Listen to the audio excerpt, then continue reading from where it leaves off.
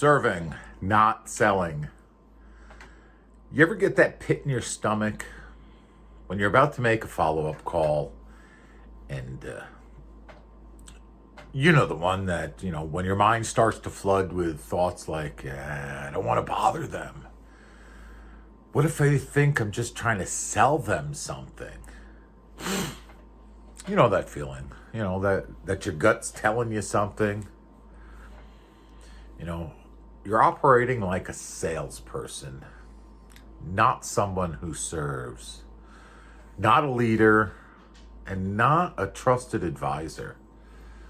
So let me tell you something plain and clear. The agents, those agents who build legacies, they don't sell. They serve. In this business, we've been told and sold a lie. We got tricked somewhere along the way. This industry, for some reason, started to glorify the hustle over the help. Scripts over sincerity. And closings over making connections. Our mantras have been, always be closing. Push for the signature. Control that conversation. That's all bullshit. You want to know what actually works in this market? Listening. Having empathy. Asking better questions than anyone else asks. You don't need to control anyone. What you need to do, you need to connect with them.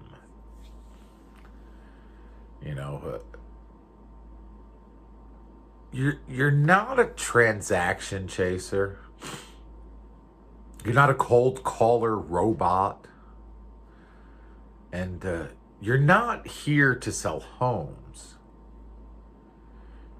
You're a guide through all of the chaos.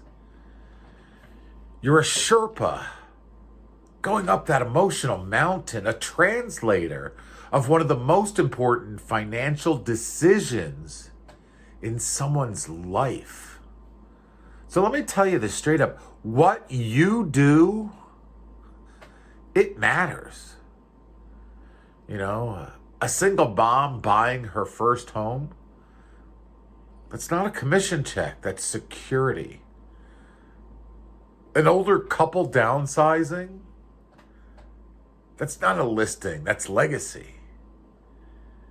And if you're just chasing that paycheck, that commission check, you are so missing the point. Serving is different than selling. Serving means that you ask questions that actually matter. You listen longer than it feels comfortable. And you meet people where they are, not where you want them to be. You show up when there's nothing in it for you. You follow up when the trail's gone cold. You care when no one's watching. Serving sometimes means, you talk a seller out of a listing right now because it's not the right time for them. It means telling a buyer to hold off when they're about to overextend themselves. And yeah, that may mean you lose a deal, but you gain something way more valuable. You gain their trust. And trust compounds faster than any commission checks ever will. So how do you make this shift? Let's go tactical. Here's how to shift from selling to serving starting today. The first thing you need to do is you need to change your language. You know, you need to stop saying things like a car dealer. I'd love to earn your business. And they said that because I used to do that all the time when I was selling cars. And start saying things like, my job is to help you make the best decision for you, even if that means not hiring me. Ask better questions. Stop pitching and start digging deep. Ask things like, what would a successful move look like for you? You know, what's your biggest fear in this process?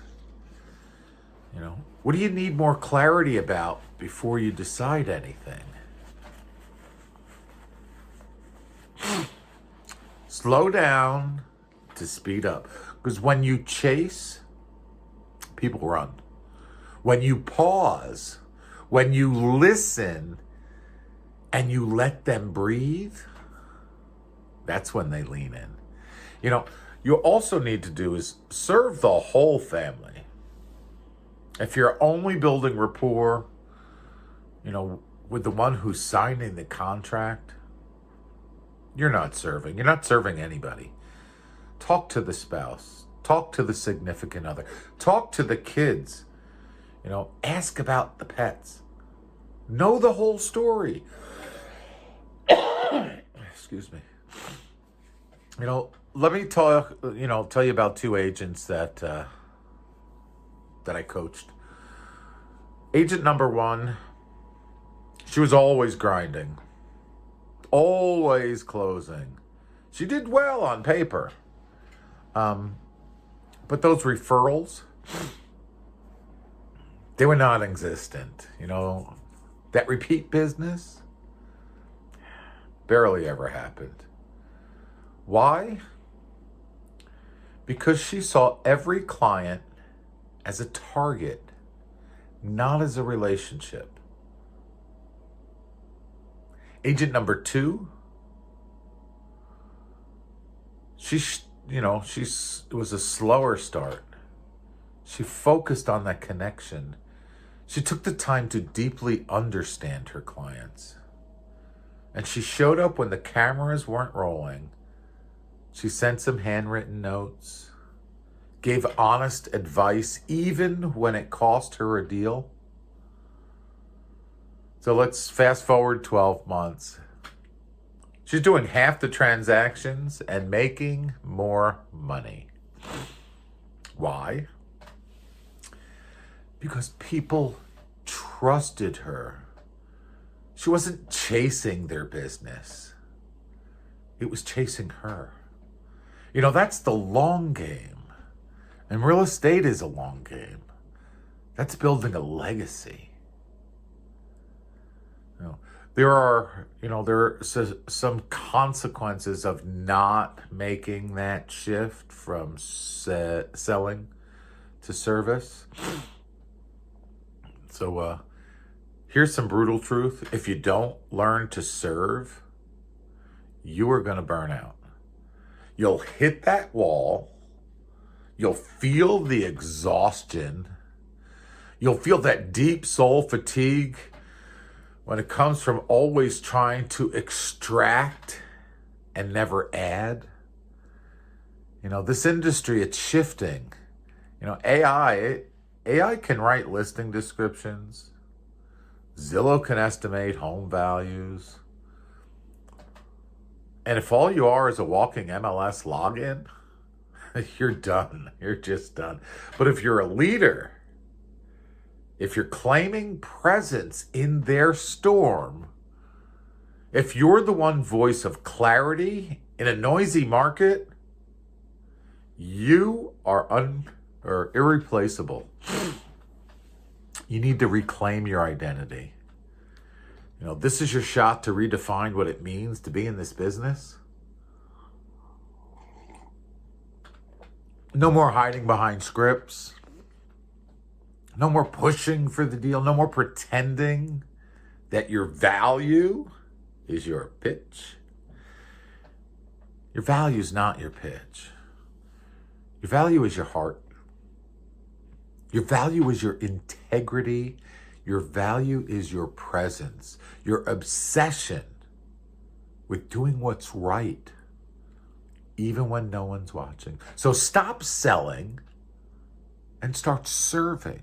And watch what happens when people feel that you're not chasing their wallet, you're protecting their future. That's how legacies are built. That's how you become unforgettable. So go out there and make someone feel seen, make someone feel heard. Stop selling. Start serving. Peace.